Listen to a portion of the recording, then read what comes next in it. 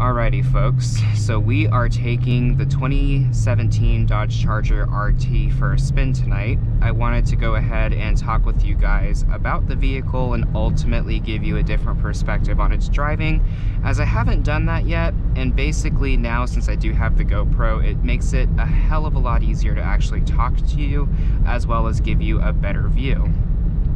So let's go ahead and get started. This one is the 2017 Dodge Charger RT.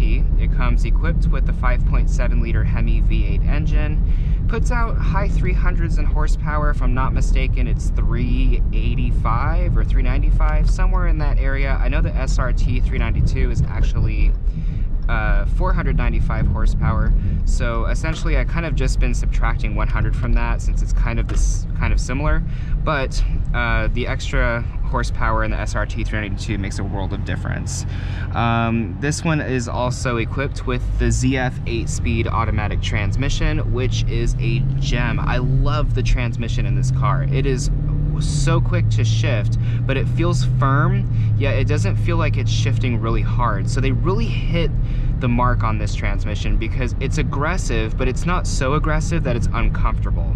For example, if you guys have ever driven an old Honda from the mid-90s, the Honda Accords had transmissions that were very aggressive about shifting, but you definitely, every time it shifted, felt like you were being rear-ended because it just shifted that hard.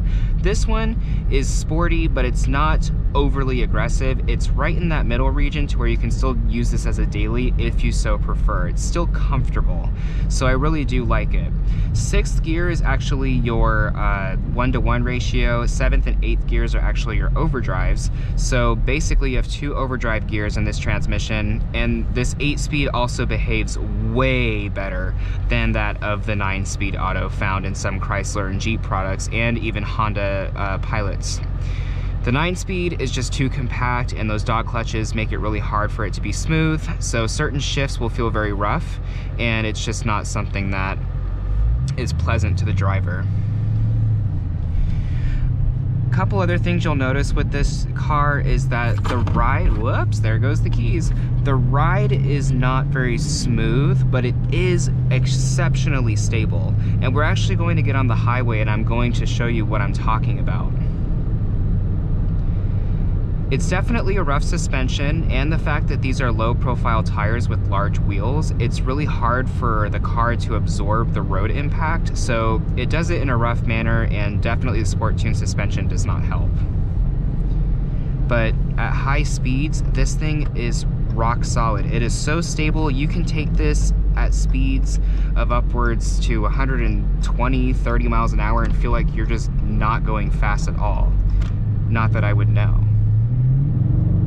Let's do a little bit of an acceleration here. Oh, that engine sounds beautiful. I was never really into Chryslers until I actually drove the SRT 392, and the new Dodges are great. They feel very stable and they feel very planted. They feel nice to drive. They're not overly clunky. The interiors have gotten better.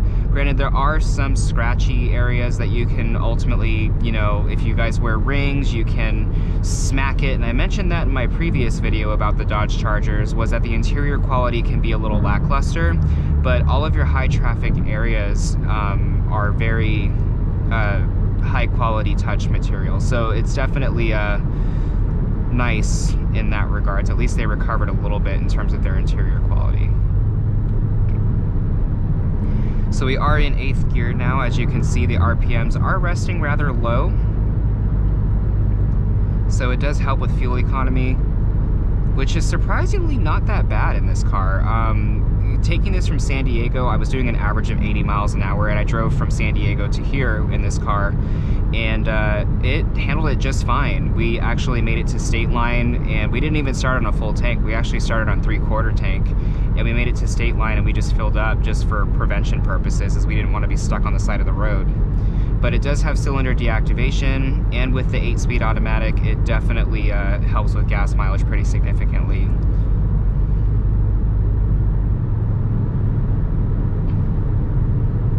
It's a very well-rounded vehicle. The SRT 392 can be a little rough around the edges in terms of ride quality. It does really well, and it feels just as stable as this one at higher speeds, but this one I believe is just a better cruiser overall. It's not as aggressive as the SRT 392, so it's kind of a good mix if you want a family car with exceptional power and ultimately a good snarl when you are driving. Makes you feel very masculine. So another thing that I like about this is it's not as torquey as the SRT. So if you needed to come out from a dig, you're not going to be spinning the tires like crazy. That's one complaint I actually do have about the SRT 392, is that off the line it is so hard to get traction. Like, there's just so much torque that you know, your 0 to 60 gets slowed down because you're just spinning the wheels. This one does that, but not as bad. And with it being rear-wheel drive, it's its mannerisms are really good in terms of acceleration. I love the rear-wheel drive feeling. I definitely like it better than the front-wheel drive in terms of handling. Makes donuts easier to do, but it just overall feels better. It's so much easier to push a car than it is to pull one. Making sure that's not a cop behind me because I'm about to do this. Oh, I love that engine noise. It's amazing. The kickdowns, the transmission's so responsive, it will downshift just like that. It is just amazing. And it picks the right gear every time. I'm telling you, the ZF 8 speeds are amazing. Oh, love it. Love it, love it, love it. So we're gonna get off the highway here. We're gonna go towards the auto mall. That's if I literally did not miss it. No, it's right there, auto show. Unfortunately, guys, I can't give you a great view of the Las Vegas Strip. We are a little too far away, but hang in there. We'll make it down to the Strip eventually once COVID kind of calms down. Nevada's got the highest transmission rate right now, so it's really hard to go out and think that you're gonna be safe. All of you guys need to stay safe out there. Wear your masks and wash your hands. Because it's... medical field is definitely interesting right now, that's for sure. But we're here to talk about the car. We're not here to talk about that. That could be a different video. All right, so I'm not gonna break the law and turn right on red, but so we're gonna have to wait a second. Granted, I could edit you guys out of this waiting period. Oh, but luckily we don't have to. Okay. I always loved this street. I almost bought a Honda Civic from that dealership over there. It was a 6-speed sport. And I have to say I kind of regret not buying it, but at the same time I like my Tucson because it's more versatile for my needs. I'm able to haul stuff with it, even though it's not very big on the inside, but it's definitely bigger than the Civic.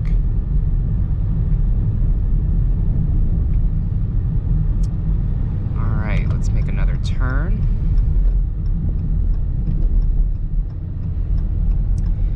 Another thing you will notice about this vehicle is the turning radius is god-awful. It definitely is funny because this one's turning radius is far worse than that of my Hyundai Tucson and the Subaru Outback.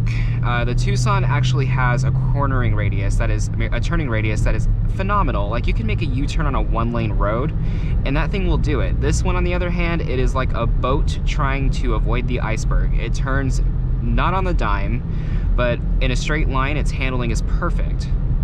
That's why I think a lot of these Chargers are definitely good for like drag racing, just because, yes, the turning is responsive once you tighten it up and put it into things such as sport mode or track mode, but the turning radiuses are just horrible in that regard. So, I mean, you could do it on a track, obviously, because you're going at a high speed, so the turn is wide enough, but when it just comes to turning around at a red light or a green light, yeah, it's terrible. Not necessarily the most fun. So a little bit of a highway drive, a little bit of a city drive. I'm hoping this video didn't go to waste because I had to move the steering wheel to get an accurate shot, but you know, to each their own. We are working on it, and I'm trying to work on camera angles for all the cars for you guys. So leave a comment. I definitely want you to see the gauges as you can see how they behave, but I also do want you to see up in front as maybe we'll get to the Las Vegas Strip eventually. Would be a fun video to go through it.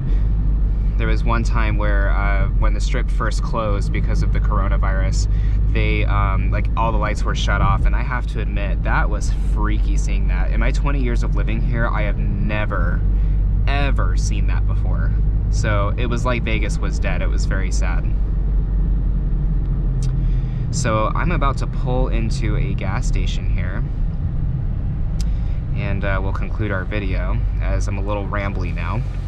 But I appreciate you guys watching. All of you guys that have subscribed, thank you. I do appreciate it. For those of you guys watching for the first time, I'm hoping to get more car content out. So if you'd like to subscribe, if you like what you're seeing, I definitely would appreciate any feedback. I am learning through you guys as well, so any constructive comments are definitely welcome. For example, I just found out that the Subaru CVT was made by Subaru and not Jatco, and I was like, oh man, I'm an idiot. So there you go. Use my turn signal. I won't be a California driver, even though I'm from California. Alrighty, you guys. I appreciate you watching, and time to conclude the video. Thanks.